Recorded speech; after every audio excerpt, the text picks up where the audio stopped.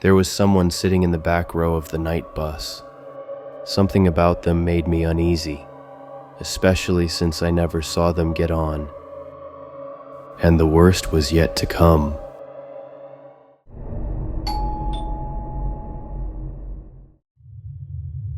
I always take the same late-night bus home.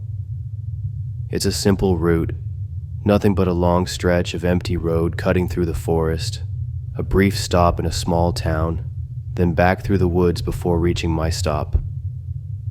It's predictable, familiar. I know the feel of the bus, the subtle sway of its aging suspension, the way the air smells like old vinyl and tired shoes. Even the light, that soft yellowish flicker, has become part of the rhythm of my nights. Nothing unusual today. I step on board, give the driver a familiar nod, and take my usual seat. Third row from the front, by the window. The doors close. The bus pulls away. Even though it's always pretty empty at this hour, tonight is the first time I'm completely alone. The soft hum of the engine, the gentle rocking of the vehicle, the bare trees slipping past outside, it's all oddly soothing. I glance at the window, watching the faint reflection of the bus interior. Still, there's something unsettling about the silence when you're the only one riding. Or maybe I'm just getting in my own head. My eyes drift to the bus interior mirror, and that's when I notice someone is sitting in the very back row. But that can't be right. I squint. Sure enough, there's a still figure slouched unnaturally in the far corner, head tilted downward. That's strange. No one got on after me, and I'm certain the bus was empty when I stepped inside. I must have missed them somehow. Maybe I was too tired to notice. Still, something deep inside me insists. There was no one else here. I sneak another glance at the mirror. Nothing has changed. The figure is still there. Same spot. Same eerie posture. But now, a quiet unease settles over me, like my mind is nudging me, whispering that something about this passenger isn't right. I try not to spiral. I open a simple time-killer game on my phone, letting my eyes drift to the mirror every so often. The bus hits a bump in the road. A rough jolt shakes the cabin, and the old overhead lights flicker. A sharp buzz. A second of darkness. When the light stutters back to life, my eyes instinctively flick up to the mirror. And then, I stop breathing. The passenger is now one row closer. No, I didn't imagine it. I didn't make a mistake. Just seconds ago, they were in the last row. Now they're in the second to last. But how? How could they have moved so fast? I didn't hear anything, didn't see them get up. What if they were never in the last row to begin with? The anxiety coils tighter in my chest. I want to believe it's just my overtired brain playing tricks on me. But it doesn't get any easier. We'll be through this stretch of forest soon. There's a stop in a small town just ahead, and then mine, just a little further. I try to pull myself together. You can meet all kinds of people on public transport. Strange ones, even creepy ones. Whoever this passenger is, I'm not turning around. No need to draw attention.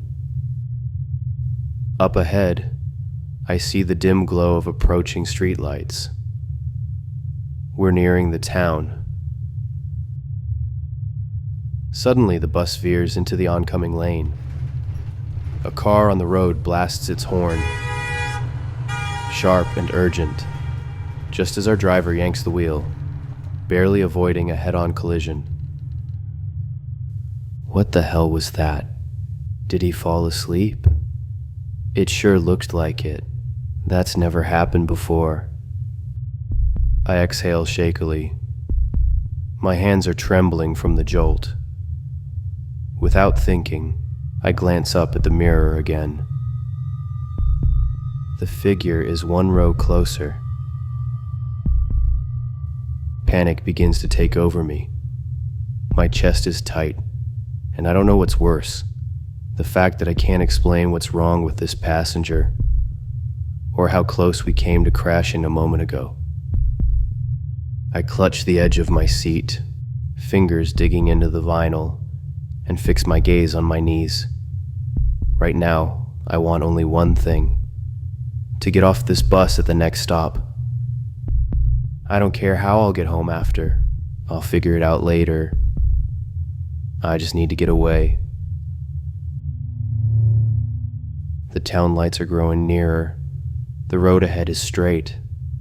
Just another minute or two and the bus will begin to slow, like it always does. But it doesn't slow down. I look out the window. The stop is empty. No one is waiting. I feel my body tightening, my heart pounding so hard it hurts. I didn't want to draw attention, but now I can't take it anymore. With a trembling hand, I reach for the cord and pull it. The soft ring of the bell sounds above me. Nothing. No response from the driver. We blow past the stop at full speed. I yank the cord again. Still no reaction. A few more seconds and we're swallowed by the woods once more. I want to scream, to shout at the driver to wake up. But just as I open my mouth, I feel it. I've been noticed. A lump rises sharply in my throat, strangling the sound before it can escape. My eyes flick to the mirror. The figure. It was looking down before. Now its head is up, and it's staring directly at me through the reflection. I tear my gaze away, but that fraction of a second was enough. A lifeless stare, a twisted grin that didn't belong on any living face, watching me, never blinking. My fingers ache from how hard I'm gripping the seat. My body won't move. I'm shaking. I don't understand what's happening, but I know one thing. I won't look back at that mirror again. I don't want to know what's behind me. The trees crowd the road again. I can barely hear the engine over the pounding in my ears. Every second stretches out, thin and unbearable. I think the driver has woken up. My town is near now. I don't care what it takes. I'm getting off at my stop. And finally, the lights of my hometown. Just a little more, just a little further, and this nightmare will be over. The bus pulls in. I hear the hiss of the brakes. I don't wait. I leap from my seat and rush off the bus, never once looking back. My breathing is ragged. I can't believe I'm standing on solid ground. Am I safe? I don't know. The doors close behind me. The bus rolls away. I force myself to glance into the cabin. Empty. No one there, just the sickly yellow glow of the overhead lights. The bus disappears around a bend, swallowed by the trees. A cold wind cuts through the branches. My hand, still shaking, pulls my scarf tighter around my neck as I turn toward home. But the question clings to me like fog. Where did that passenger go? The uneasy feeling that they're still nearby won't let me go. The streets are empty. The town feels too quiet. The houses are dark, their windows like hollow eyes. A single street lamp flickers ahead, buzzing faintly in the dead air. Every shadow makes me flinch. I walk quickly, every nerve on edge, my ears straining for the sound of footsteps behind me. But I don't hear anything. I don't see anything. I'd like to think that it's over, but the unsettling feeling won't leave me. I don't turn around. I keep moving forward, step by step. I make it to my front door. My hands shake as I fumble with my keys, shoving them into the lock. The moment I'm inside, I slam the door shut and turn every lock. I check the windows.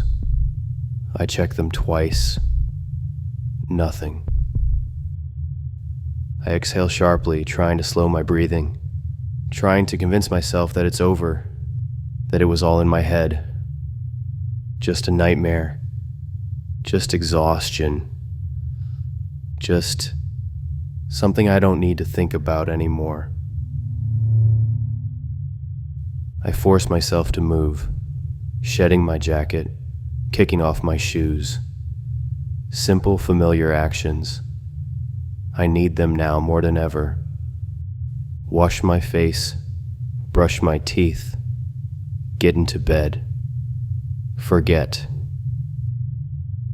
I step into the bathroom and turn on the sink, splashing cold water on my face. My skin feels clammy, my fingers unsteady as I reach for my toothbrush. The fluorescent light hums above me, casting a dull glow over the small space. I grip the sink, exhaling slowly. It's over. It's over. I reach for the light switch and flick it off. The bathroom plunges into darkness, and in that split second before the light fully fades, I see him in the mirror, standing right behind me. Thank you for stepping into the darkness with me tonight. If you enjoyed this story, tap the like button and share your thoughts in the comments. And don't forget to subscribe, because the next nightmare is already on its way. Good night and see you soon.